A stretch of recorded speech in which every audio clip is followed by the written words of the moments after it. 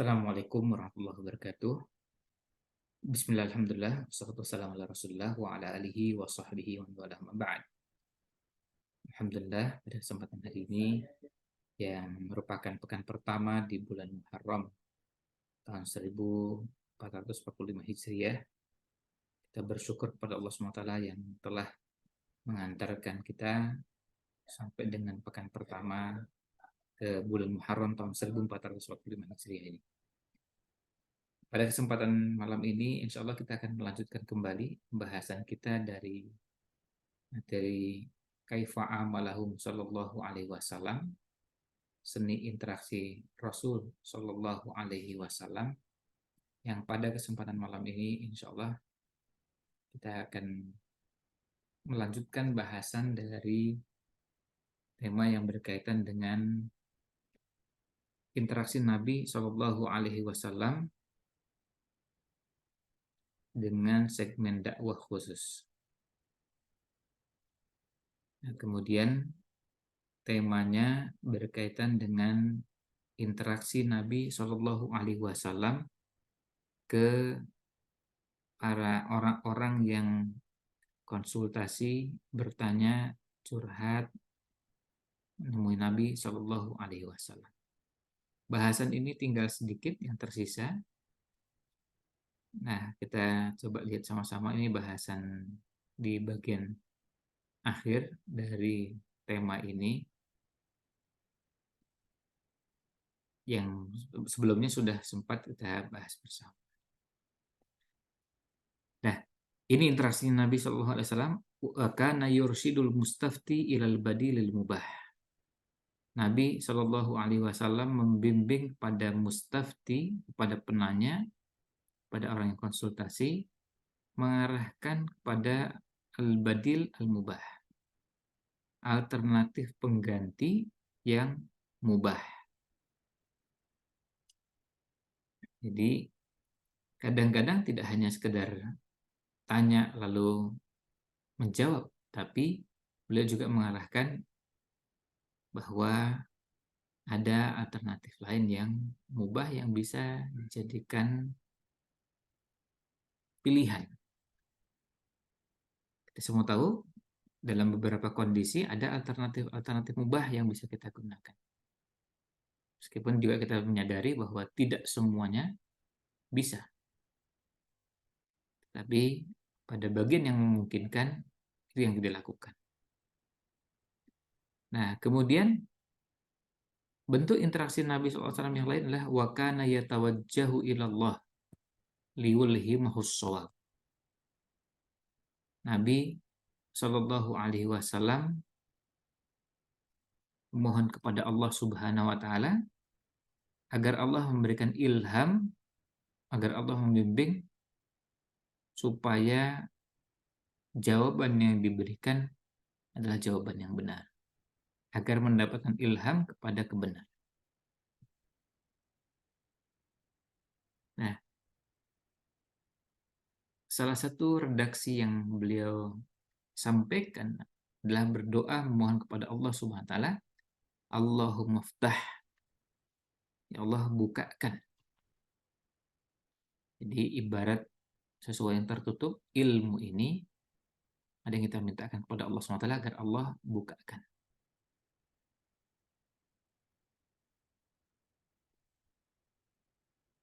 Dan kalimat-kalimat yang semakna dengan ini juga kita dapati. Di antaranya doa dalam sholat malam yang dilakukan Nabi Shallallahu Alaihi Wasallam pada saat beliau membukanya dengan iftitah. Salah satu redaksi iftitah adalah Allahumma rabba Jibril wa Mikail wa Israfil fatiras samawati wal ard alimal ghaibi wasyahadah anta tahkumu baina ibadika fima kanu fihi yakhtalifun ihdini limakhtulifa fihi minal haqqi bi'idnik innaka tahdi man tasha'u ila siratim mustaqim. Dalam doa ini Nabi Shallallahu Alaihi Wasallam berdoa minta kepada Allah agar Allah membimbing kepada yang benar.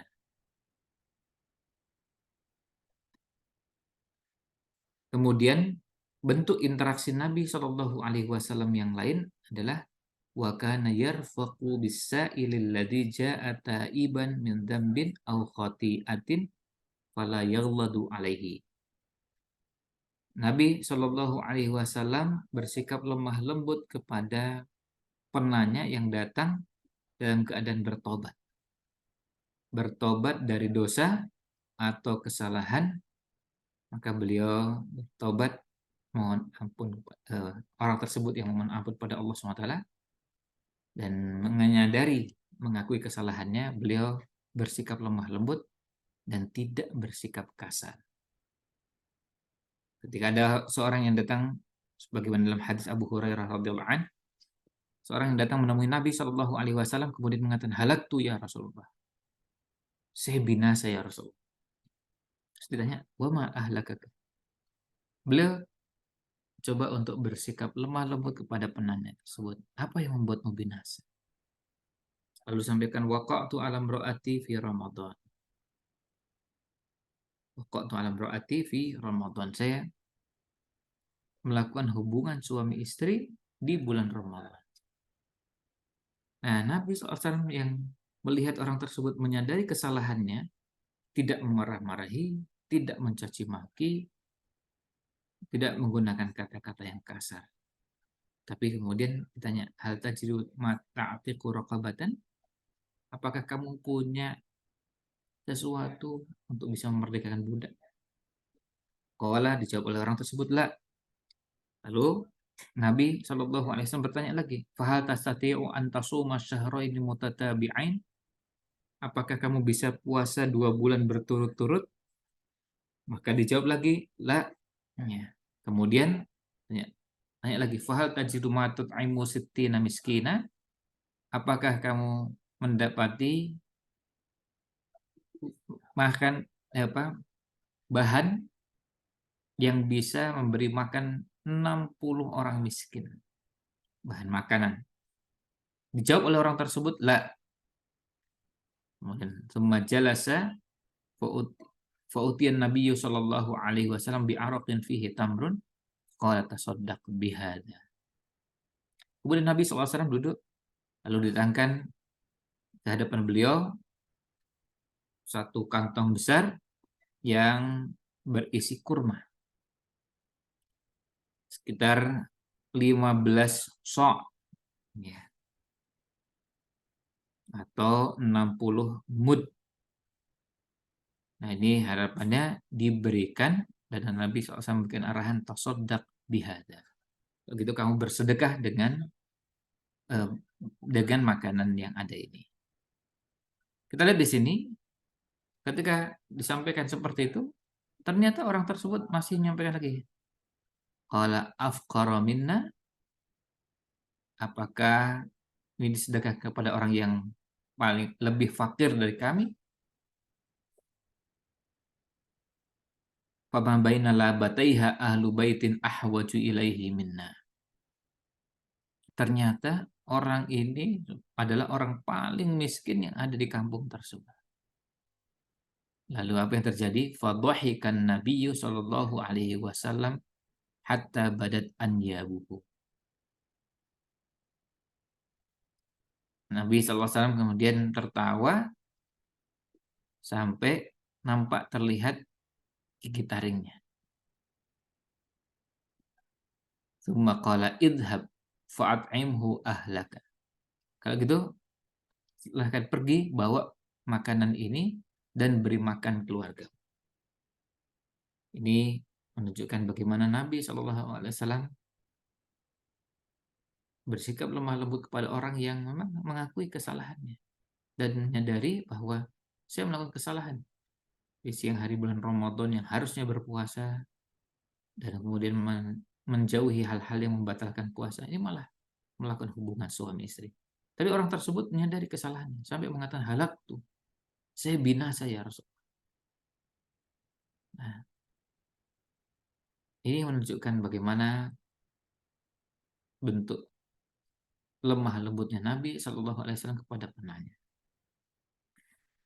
Interaksi yang lain adalah wa kana yutayyibu nafsas sa'ili bitatbiqi ala nafsi wa yu'akkidu ala annahu huwal qudwah.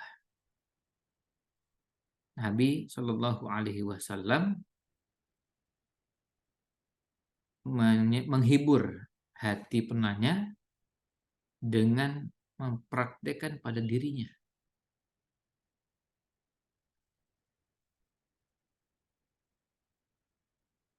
dan menegaskan bahwa beliau adalah qudwah, beliau adalah teladan. Nah, contohnya misalnya ketika dalam hadis Aisyah radhiyallahu anha beliau menuturkan Rasulullah Shallallahu Alaihi Wasallam melakukan sesuatu, lalu beliau memberikan rukhsah. Ada sebagian orang yang merasa enggan melakukan hal tersebut. Akhirnya informasi tadi sampai kepada Nabi Shallallahu Alaihi Wasallam. Lalu beliau berkhutbah memuji Allah SWT. Kemudian beliau bersabda, ma balu aqwamin yatanazzahuna 'anis syai'i asna'uhu. Kenapa ada orang-orang yang mereka merasa enggan dari sesuatu yang saya kerjakan. Fa wallahi inni la'alamuhum billahi wa asyadduhum lahu khasyah. Demi Allah, saya adalah orang yang paling tahu tentang Allah dan paling takut kepada Allah Subhanahu wa taala. Dalam redaksi yang lain di Sahih Muslim, redaksinya ma balu aqwamin yarghabun amma rakhas amma rukhisa li fihi. Kenapa ada orang-orang yang enggan dari rukhsah yang telah diberikan kepadaku? Wallahi la ana a'lamuhum billahi wa asyadduhum lahu khasyah. Demi Allah, saya adalah orang yang paling mengenal Allah Subhanahu wa taala dan saya adalah orang yang paling takut kepada Allah Subhanahu wa taala. Ini menunjukkan bagaimana Nabi Shallallahu alaihi wasallam membimbing sahabatnya dalam berinteraksi ketika mereka ada yang bertanya, konsultasi, termasuk yang dicermati adalah perilakunya. Lalu bentuk interaksi Nabi SAW yang lain adalah warubbama tayyaba nafsas sa'ili bil hadiyati liyubayyana lahu annahu lam yaghdab min su'alihi. Coba lihat interaksi Nabi SAW yang luar biasa. Kadang beliau menghibur hati penanya dengan memberi hadiah untuk menjelaskan kepadanya bahwa beliau tidak marah sama sekali. Beliau tidak marah kepada penanya. Dalam hadis Anas bin Malik radhiyallahu an bahwa orang Yahudi mereka punya kebiasaan jika seorang wanita itu haid tidak mau makan bareng bersama wanita yang sedang haid dan tidak menggauli istrinya yang sedang haid di rumah. Lalu para sahabat Nabi SAW bertanya. Lalu turunlah firman Allah SWT, wa yas'alunaka 'anil mahid. Mereka bertanya kepadamu tentang haid. Qul huwa adza. Katakanlah itu adalah kotoran, fa'tazilun nisaa fil mahid. Maka jauhilah istri-istri kalian ketika sedang haid. Sampai akhir ayat di surat Al-Baqarah 222. Faqala Rasulullah SAW, Nabi SAW lalu bersabda, memberikan arahan, isna'u kulla syai'in illan nikah. Silahkan lakukan segala hal kecuali nikah. Maksudnya melakukan hubungan suami istri seperti layaknya ketika sedang dalam keadaan tidak haid.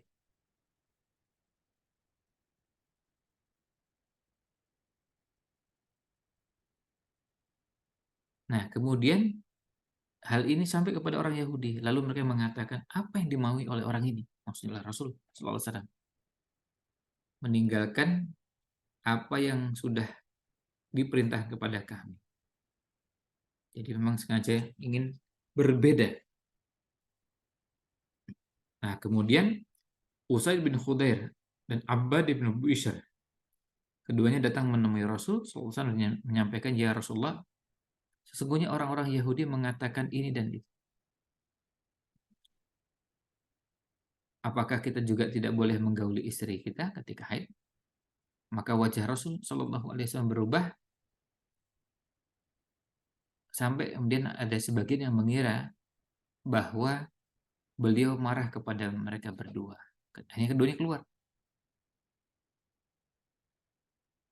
Nah, kemudian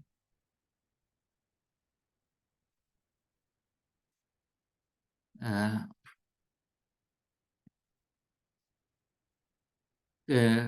akhirnya Nabi Shallallahu Alaihi Wasallam menemui keduanya dan memberikan hadiah berupa susu. Dan hadiah itu, dari hadiah tersebut kemudian keduanya berkesimpulan bahwa ternyata Rasul Shallallahu Alaihi Wasallam tidak marah atas apa yang keduanya sampaikan. Jadi orang langsung bisa berkesimpulan bahwa Nabi SAW tidak marah. Dan apa dengan hadiah yang diberikan? Kadang tidak menggunakan bahasa lisan, tapi menggunakan bahasa yang lain. Kemudian bentuk interaksi Nabi SAW yang lain adalah wa kana yatanawalu minasyai'il mas'uli anhu idza kana mubahan litta'kidi ala ibahatihi. Kadang Nabi Shallallahu Alaihi Wasallam mengkonsumsi sesuatu yang ditanyakan jika memang hal itu mubah untuk menegaskan bahwa hal tersebut mubah. Ini misalnya dari sahabat Abu Sa'id Al-Khudri ketika beberapa sahabat dalam sebuah perjalanan melalui sebuah kampung Arab. Lalu ketika mereka menjamu, mereka minta bertamu ke rumah orang-orang Arab tadi, tapi mereka tidak berkenan.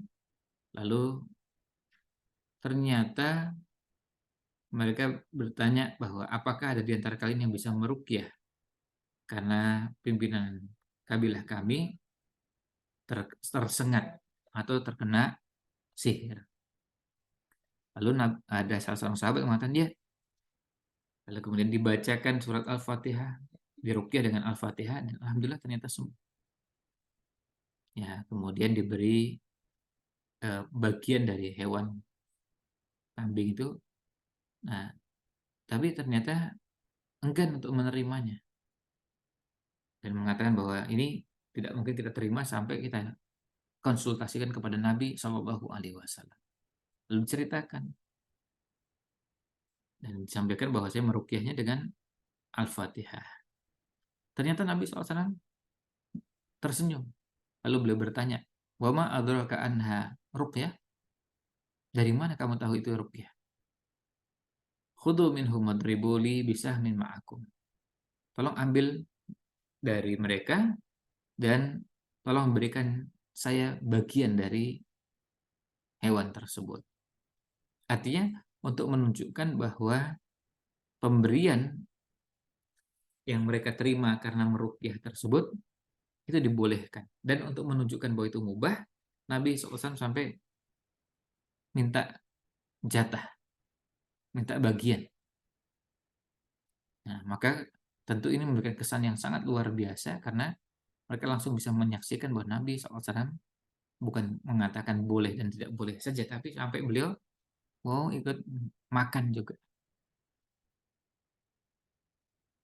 Lalu bentuk interaksi Nabi SAW yang lain adalah wakana sallallahu alaihi wasallam yujibu ala as'ilatin wastifsarati ghairil muslimin.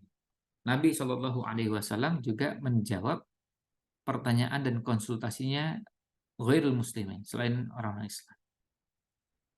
Jadi ketika ada yang bertanya, dan yang bertanya ini bukan cuma sahabat yang sudah beriman, sampai kepada yang bertanya ini selain orang Islam, Nabi Shallallahu Alaihi Wasallam pun menjawab. Nah, yang menarik dalam buku ini penulis juga, yaitu Syekh Muhammad Shalih Al-Munajjid, menyebutkan Wa kana sallallahu alaihi wasallam yujibu ala as'ilatil jinni wastifta'atihim. Bukan cuma pertanyaan orang dari umat agama lain selain umat Islam. Nabi Shallallahu Alaihi Wasallam juga menjawab pertanyaan dan konsultasinya jin. Jadi ketika jin bertanya, Nabi Shallallahu Alaihi Wasallam pun menjawab. Ini ada nih da'il jin, fadhahabtu ma'ahu faqara'tu alaihimul Qur'an. Ada dai dari kalangan jin yang datang menemuiku dan menanyakan kepadaku.